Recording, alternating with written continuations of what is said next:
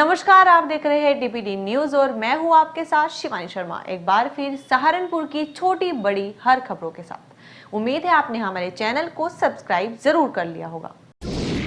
वाराणसी काशी हिंदू विश्वविद्यालय ITI में एक छेड़खानी का सनसनीखेज मामला सामने आया है। ITI BHU कैंपस में बुधवार आधी रात को एक छात्रा के साथ छेड़छाड़ की घटना सामने आई है, जिसे लेकर आज सैकड़ों छात्रों ने राजपुताना हॉस्टल पहुंचकर प्रदर्शन किया। छात्र कैंपस में छात्राओं की सुरक्षा को लेकर बैनर और पोस्टर के साथ धरना प्रदर्शन कर रहे हैं। इस दौरान छात्रों ने डायरेक्टर हाय हाय और वी वांट जस्टिस के जमकर नारे लगाए, साथ ही कैंपस बंद करने की मांग भी की। छात्रों की मांग है कि कैंपस में बाहरी तत्वों के प्रवेश पर रोक लगाई जाए। जानकारी के मुताबिक बुधवार को ITI BHU कैंपस में दोस्त के साथ घूम रही छात्रा के साथ छेड़छाड़ हुई। लड़की के कपड़े उतारे और वीडियो भी बनाया गया, जिसे लेकर मामला गर्माता जा रहा है। घटना के विरोध में स्टूडेंट सड़क पर उतर आए हैं, जिसे लेकर अब पुलिस कार्रवाई की भी उम्मीद की जा रही है।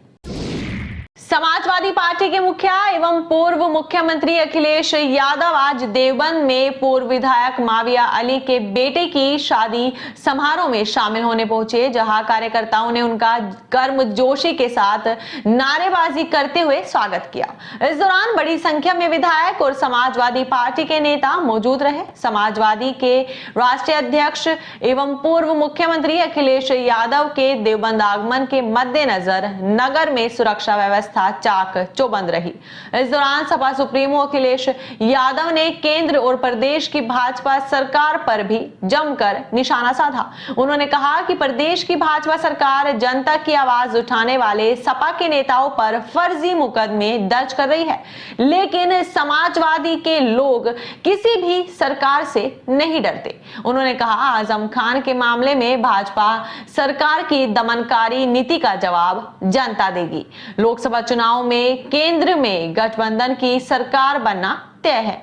देवबंद हमेशा जाना जाएगा। ये वो स्थान है जिसने उर्दू में शिक्षा दी, लोगों का जीवन बदला है।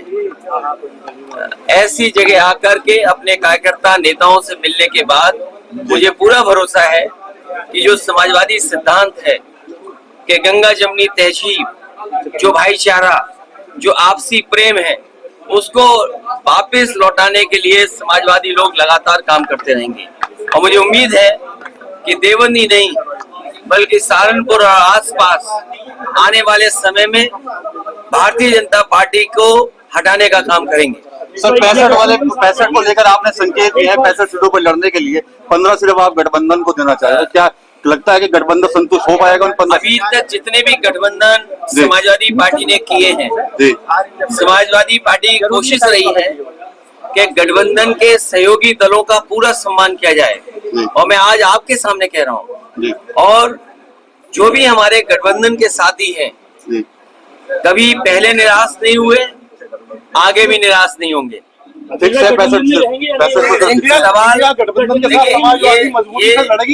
ये जो गिनती है वो इसलिए भी थी कि वहाँ पर जो लोग, जो प्रदेश के काकांडी के लोग आए थे, उन्होंने कई तरह के सुझाव दिए कि समाजवादी पार्टी को इतनी सीटें लड़नी चाहिए, समाजवादी पार्टी को इतनी संख्या की सीटों पर दावा करना चाहिए। लेकिन मैं आपसे कह रहा हूँ, अभी तक जितने हमने गठबंधन किए हैं, कोशिश हुई है कि किसी गठबंधन को जो साथी हो उसको निराश न करें। और हमारा गठबंधन और PDA स्ट्रेटेजी, PDA ही हराएगा NDA को, क्योंकि NDA के लोगों ने धोखा दिया है PDA के लोगों को। PDA के जुड़े हुए लोग, उनको धोखा मिला है NDA से।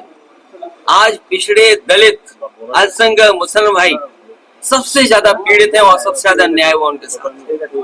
अगर कोई न्याय दिलाएगा तो यही गठबंधन PDA मिलकर के आगे बढ़ेगा। अच्छा, MP को लेकर आपने कल बात कही थी, सरकार खंडन कर रही है, उसका क्या कहेंगे? देखिए, जो मध्य प्रदेश में बात खत्म हो गई है, उस बात को हम लोग ना उठाएं। ये शायद हमारी समझ के बाहर था, या हमने ज्यादा समझ लिया हो और किसी के साथ बैठ करके ज्यादा भरोसा हो गया हो, इसलिए मुझे लगा कि मध्य प्रदेश में अगर उनके लोग बातचीत कर रहे हैं तो हमें साथ लेकर के चलेंगे, क्योंकि ये बात साफ हो गई है कि स्टेट लेवल पर कोई गठबंधन नहीं है। कोई बात नहीं, गठबंधन नहीं है, लेकिन नेशनल लेवल पे जो गठबंधन है उसको पीडीए स्ट्रेटजी के तहत मदद करेगा। देखिए, अरविंद केजरीवाल जी हो या आदरणीय मोहम्मद आजम खान साहब हो या समाजवादी पार्टी के और विधायक हों, ये हमारे साथी जो खड़े हमारे साथ हैं, अगर जनता की आवाज उठाएं तो इन पे मुकदमा लग जाएगा और लग गए होंगे न जाने कितने। ये आवाज उठाएंगे तो 20, 25, 30 मुकदमे इन पे भी लग जाएंगे। सर एक अरविंद केजरीवाल हो या आदरणीय आजम खान साहब का परिवार हो, ये सब इसलिए परेशान किए जा रहे हैं क्योंकि बीजेपी को ये लगता है कि ये ताकत बनकर के उभरेंगे। अगर इनको दबा दोगे, यहाँ इनको डिमोरलाइज कर दोगे तो इनका दल पूरा डिमोरलाइज हो जाएगा।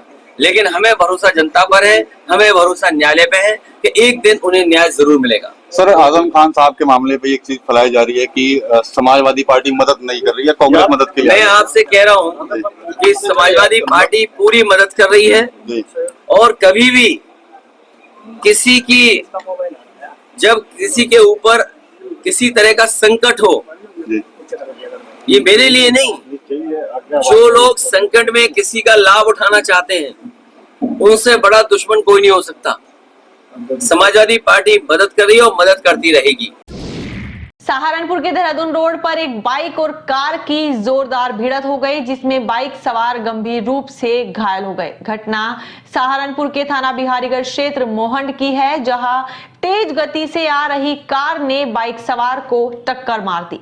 टक्कर इतनी जबरदस्त थी कि बाइक सवार चालक और बाइक पर बैठा व्यक्ति गंभीर रूप से घायल हो गए। हालांकि कार चालक मौके से कार छोड़कर भागने में कामयाब रहा। वहीं मौके पर मौजूद राहगीरों ने घायल बाइक चालक के फोन से उसके परिजनों को भी दुर्घटना की जानकारी दी।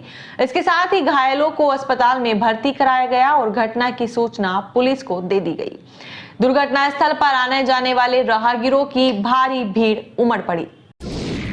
करवा चौथ का पर्व हर वर्ष जिला कारागार में बड़े हर्षोल्लास के साथ मनाया जाता है, मगर इस बार कुछ अलग हट के करवा चौथ का पर्व मनाया गया है। जब से वरिष्ठ जेल अधीक्षक अमिता दुबे ने जेल की बागडोर संभाली है, तभी से जेल की कायाकल्प बदल गई है। जेल में बंद कैदी उनकी निगरानी में हर त्योहार धूमधाम के साथ मना रहे हैं। महिला बंदियों के लिए करवा चौथ को लेकर जेल में खास इंतजाम किए गए। इससे महिला बंदियों में सुबह से ही खासा उत्साह दिखाई पड़ा। व्रत रख रही महिलाओं ने अपने पति की लंबी उम्र की दुआएं की। इसके साथ ही जेल प्रशासन द्वारा उनके लिए की गई व्यवस्था से उनके चेहरे पर एक अलग ही खुशी देखने को मिली।